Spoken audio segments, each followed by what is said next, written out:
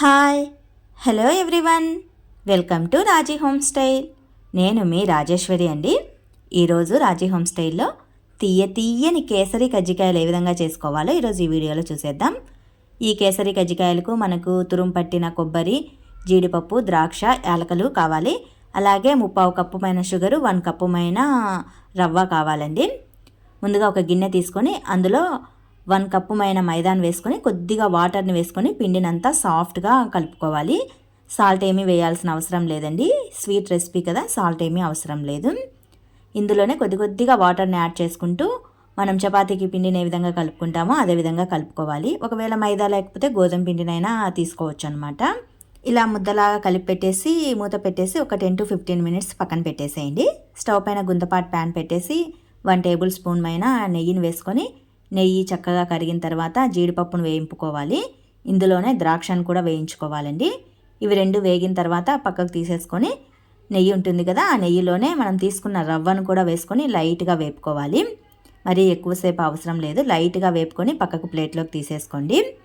ఇదే ప్యాన్లోనే మనం ఏ కప్పుతో అయితే రవ్వ తీసుకుంటున్నామో అదే కప్పుతో 3 కప్పులమైన వాటర్ని వేసుకోవాలండి. 1:3 రేషియోలో అనమాట. వాటర్ని చక్కగా మరిగించుకోవాలి. ఇది మరుగుతున్నప్పుడు యాలకల్ని దంచి వేసుకోండి. కచ్చాపచ్చాగా దంచి యాలకల పొడి వేసేసుకోండి. ఇందులోనే 1/4 కప్పుమైన షుగర్ని కూడా వేసుకోండి. మరి స్వీట్ ఎక్కువ కావాలంటే 1 కప్పు రవ్వకి 1 కప్పు షుగర్ని వేసుకోవచ్చు. నేనైతే 1/4 కప్పు వేశాను, తగ్గించి యాడ్ చేశాను. షుగర్ కొద్దిగా కరిగిన తర్వాత ఇందులోనే వేయించి పక్కన పెట్టి ఉంచుకున్న రవ్వను కూడా వేసేసుకోవాలి. చక్కగా కలియదిప్పేసుకోండి. ఇందులోనే 1 పించుమైన ఫుడ్ కలర్ని వేసుకోండి. కేసరి కదా, కలర్ ఉంటేనే బాగుంటుందన్నమాట.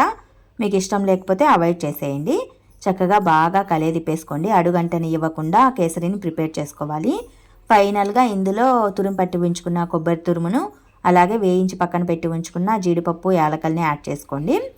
ఈ స్టేజీలో ఉన్నప్పుడు స్టవ్ ఆఫ్ చేసేయండి, ఎందుకంటే ఇది చల్లారిందంటే ఆటోమేటిక్గా గట్టిపడిపోతుంది. సో ఇక్కడ వీడియోలో చూపిస్తున్న స్టేజీలో ఉన్నప్పుడు స్టవ్ ఆఫ్ చేసేసి ఒక 10 minutes పాటు పక్కన పెట్టేసేయండి. బాగా గట్టిపడిపోతుంది అనమాట. ఇది బాగా చల్లారి గట్టిపడేంత వరకు మనము పిండిని కలిపి పెట్టి ఉంచుకున్నాం కదా, దీన్ని చిన్ని రేఖలుగా రుద్దుకోవాలి.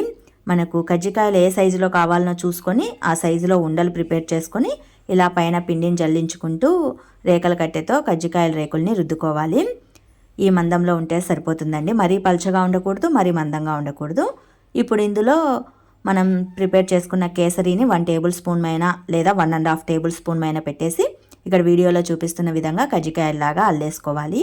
ఒకవేళ మీకు అల్లటం రాకపోతే కనుక కజ్జికాయల బాక్స్ ఉంటుంది కదా, బాక్స్లో అయినా పెట్టేసి కజ్జికాయలాగా మనం చేసుకోవచ్చు. నాకు కూడా అల్లటం రాదండి, జస్ట్ నేర్చుకోవాలని ఇంట్రెస్ట్ చాలా ఎక్కువ. సో ఎప్పుడైనా ఇంట్లో ఏవైనా ప్రిపేర్ చేస్తున్నప్పుడు చేత్తో ఇలా అల్లుతూ ఉంటాను. అందుకే అవి చక్కగా రాదు, సొట్టలు బిట్టలుగానే వస్తాయి అల్లేటప్పుడు. నేను తీసుకున్న క్వాంటిటీకి జస్ట్ ఒక 10 కజ్జికాయలు అవుతాయండి, అంతే. మనం తీసుకున్న రవ్వ, మైదా అలాగే షుగర్ క్వాంటిటీకి జస్ట్ ఒక 10 అవుతాయి కరెక్ట్గా చెప్పాలంటే. ఇలా అల్లి ఉంచుకున్న కజ్జికాయల్ని ఆయిల్లో వేసుకొని అటు ఇటు తిప్పుకుంటూ డీప్ ఫ్రై చేసుకోవాలి. మంచి టేస్టీతో ఉంటాయండి.